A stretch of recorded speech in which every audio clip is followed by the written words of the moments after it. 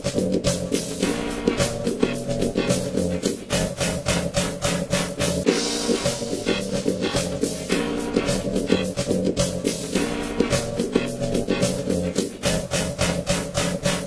is even hokier than the one they aired on the Fox network.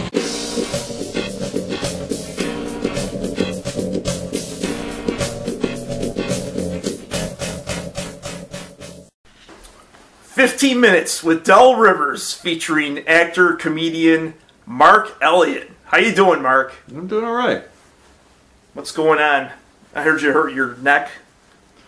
Yeah, a little bit of a neck pain here. Yeah, well, you don't have to bend your neck to propel your voice, I fairly guess. stationary interview. It'll just keep you in one spot. Not going to be one of those Mike Wallace interrogations, is it? No, nothing that bad. This won't hurt. All right, I'll start with a question. Do you favor calling yourself more of an actor or a comedian? Can you elaborate on that? Actually, wouldn't call myself either. Well, you did do comedy. I don't believe in labels. I don't want to be pigeonholed. Yeah, okay. But you did do comedy.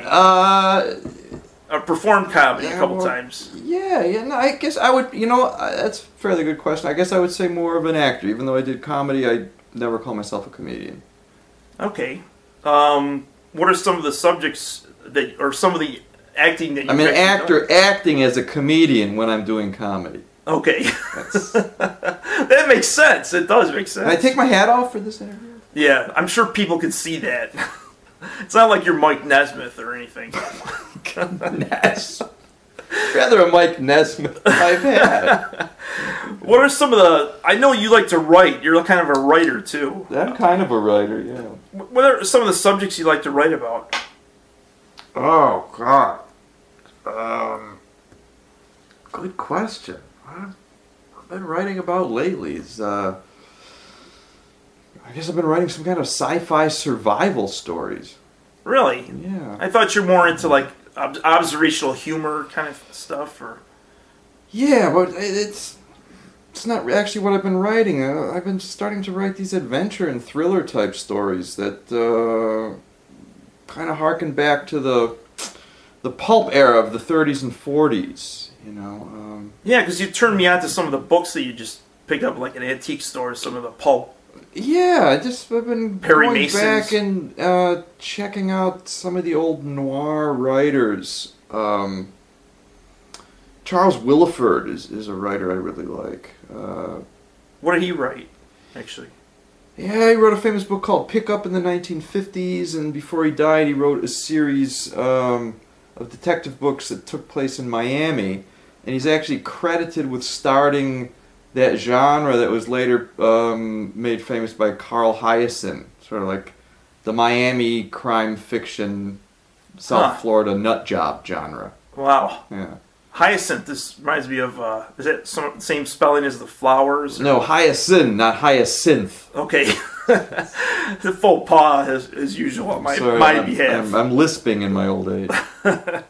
Can you name some of your influences? I know you like Lewis Black and George Carlin. I mean, as far as comedy. Yeah, Carlin's definitely a big influence, but I like some classic guys like Bill Cosby and Bob Newhart. Listen to some of their old material. I just really like the way they did work and sort of... I guess took their time and let stories unfold. And now it seems, when if you get some time on stage as an amateur night, you get 5 minutes and you just got to squeeze everything in that you can, and it can sort of make everything feel rushed, I'd like to be able to take your time up there, Do you, I mean, as far as Newhart, because I'm a Newhart fan, do you like a particular era of Newhart, like when he was doing record albums or his TV shows? Yeah, when he was doing the albums, the early stuff, the Button Down Mind of Bob Newhart, yeah. Yeah, that was real classic stuff. That's kind of how he got his start on a lot of shows and everything. Has anyone filled George Carlin's shoes, in your opinion? Like, who would have taken his crown as next? Wow, that's a pretty good question. I don't know that anyone can really take his style. He was sort of his own, and he influenced everyone that's out there. I think right now maybe Louis C.K. Louis C.K. might be top dog right now. Yeah, Carlin liked him, didn't he? I think, I think Louis C.K. is probably doing the best work out there. Yeah. You know? I mean, as far as like people that are working in comedy. As for yourself, where have you performed? When you did perform? I have performed in the northeastern region of the United States. Upstate New York. It's the regional area. Not the Catskills, though, right? That's what I always think of, like, you know, the Catskill comedians or something. Up from New York City. You lived in New York City for a while, didn't you? Yeah, I lived there about 8 years. Did you ever do anything there as far as acting or comedy? I did a little bit of acting. I didn't do any comedy, but I remember when I first got there, I was looking into comedy, and I met the guy who ran the old Catch a Rising Star place. He was really nice. He was very encouraging, and I remember going there when I first got to New York, and I saw these two comedians that were really funny, and the one guy I remembered was Ray Romano. And I always remembered his name, and he was really good, and I knew that he was going to be famous, and a few years later he got a TV show. Wow. So he performed there normally? I saw him perform there on, you know, some weeknight, and nobody had ever heard of him before. Well, I mean, and he was really good. How was the audience like? Audience was great. Yeah. Same kind of. He was the headliner of the show. He headlined, you know, 3 other comedians. Did he have that low key kind of delivery? Yeah, deadpan. Very much doing a lot of family humor, talking about, you know, being married, life with the kids, just like his show. And it struck me at the time that he was really good. Everything he did was really good. It was really genuine, and it was very sharp. And it's absolutely no surprise that, you know, he got to be famous. Huh. Wow, it's interesting. I like that. Did you see anyone else other than Ray Romano? Or? He was the guy I remembered. That's just the name I remembered. This is a throwback question for you. I had to ask this one. Did any of our meetings in the attic on Meg Street, this Meg Street years, when we used to be roommates, did any of that help start your career or help with timing as far as like either your writing or comedy? Well, I owe my entire career to you. Otherwise, I would never have gotten on stage. It was like you... It's something I always sort of wanted to do in the back of my head, but then you came along and you were actually doing it, and I realized, wow, you know, if you could do it, I should at least be able to give it a try. Yeah. And it's what prompted me to go up on stage that one time 20 years ago. Yeah. That's like the time I was wearing like space helmets and stuff like that. Yeah, the space helmet. You were big on the UFO thing. Yeah. Oh yeah, definitely. There's something I'd like to ask you is why do you like taking your yearly winter vacations to Thailand? Is it something about the Rochester winter, or is it something in Thailand that you like seeing? It's both. The Rochester winters suck, and Thailand is just a really nice, sunny, cheap place to hang out. It's cheap, and the sun shines all the time, and the people are nice, and the food is great, and so, you know, why not? Yeah. The only thing I heard recently, they're having like some malaria problems or something with a strain of malaria. Did you hear anything about that? Or? Yeah, I imagine if you go hang out on a farm with the cattle, you might be in danger of malaria, but it's not in the cities. Yeah. You were probably by the beach all the time. I think I was outside of the malaria drop zone. Is there any other hobbies that you've gotten into, or, you know, that you either make a living with or something you like doing? For a while, I was very keen on doodling. I had some books and books of very specific doodles that I was doing on a daily basis, but it sort of stopped with the doodling. But it was interesting. What'd you draw with the doodles? They were doodles. I mean, like nonsense or stuff that could be anything. Whatever happened to pop into my head at that time. That's why it's a doodle. Did you save them all? Yeah, I got books full of them. Really? Yeah. That'd be your... sometimes I colored them in. Hidden classics or something. Yeah, how do you make a living? How do you get by? I mean, outside of... Like, stock market investments. That really helps a lot in your... Helps a lot. That's basically keeps me from living in a cardboard box. Yeah. Well, I heard the stocks aren't doing so well half the time. I mean, how do you... No. But I'll give me stock tips. I mean, you've got some good stuff that you're into. Just basically. Closed-end bond funds. That's it in a nutshell. Do you have any future plans, like as far as making a published book or video or anything? I plan on releasing a double live album soon of all my collected hits. On vinyl? No, it's going to be a special vinyl pressing. You probably could record something. I'm considering going to teach English in China for a semester. I'm considering doing that. Communist China, or that's mainland China? That would be in the communist sector, right? Not Formosa. Yeah, well, it's like, I don't know if you remember my friend Stefan Pappas. He went to China for a while. He lived there. Is he any relation to Ike Pappas? I don't know. I'm not really sure. There's not a lot of Pappases, but maybe in Greece there is, or something. The Greeks. This is something I ask all the people that I interview. You could answer either one or part of it. What is your favorite food, and what's your favorite restaurant? You're going to ask me one of those James Lipton questions. What's your favorite curse word? I would have to say Mamma Mia is my favorite. Yeah, that's... I don't block my ears. All right, no, what was your question? Your favorite food or favorite restaurants? Well, let's see. God, favorite food. Stuff you like making here or eating at restaurants, anything. You know, you can...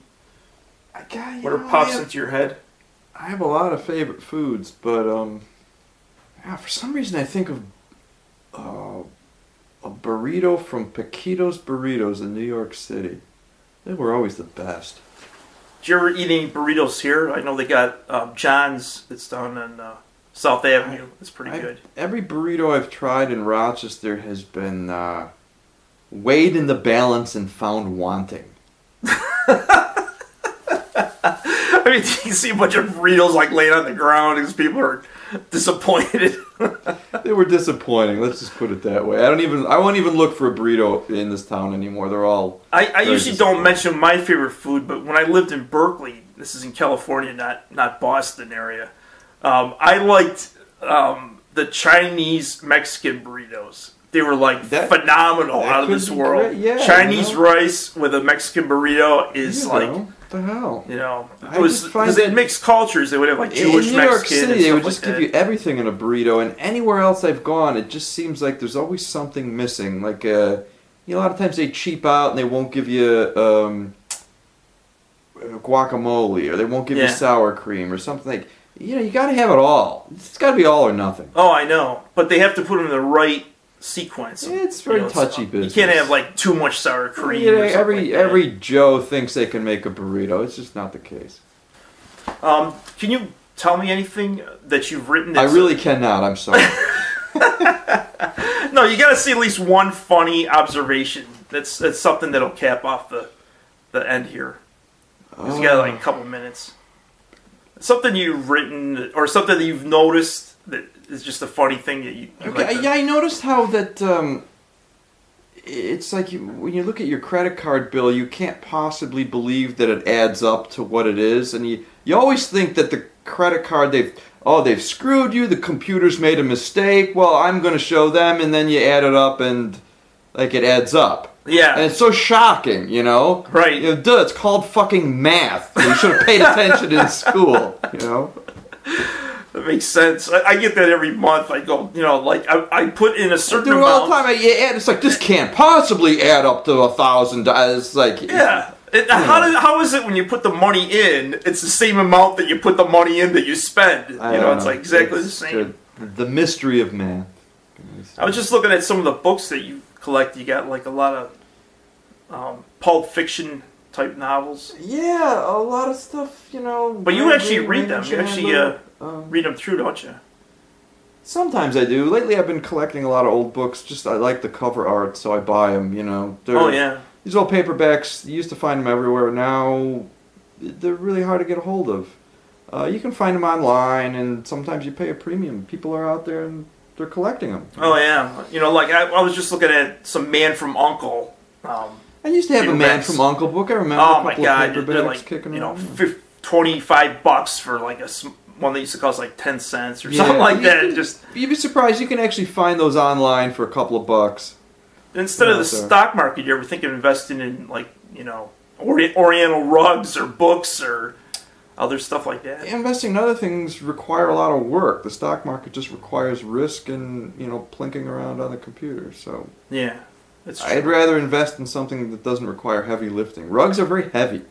You have to hire help. That's one thing I can't understand. How can you invest in an Oriental rug unless you get like a lot of space? You know. That's the only way, or you have to hang them and, you know, put them in a certain temperature. Expensive investments. The Oriental rug business is a tricky business. Yeah, that's something that's hard to get into. I'd rather buy like vases or something like that. It'd be easier to get into the crack business. Sell crack. It's much easier. It's like one of my friends used to, you know, grow pot in his closets. Oh my gosh. You never did anything like that, I assume. Grow pot in my closets? No. Yeah. No. Not when you're a crazy teenager. Not that much of a green thumb.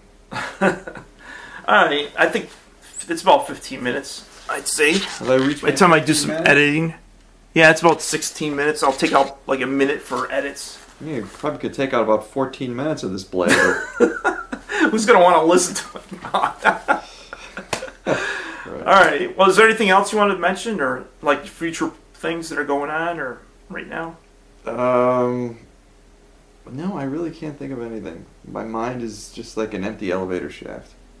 I thought you were going to say it was a sieve or something like that. It's less than a sieve. Yeah. It's not withholding anything. Yeah, I just don't know how to end these things. I just kind of like, you know, you can't really shake someone's hand because you can't see it. So you just say end it. Au revoir. Au revoir. Au revoir. Au revoir. Okay, that's enough. Yeah, it sounds good.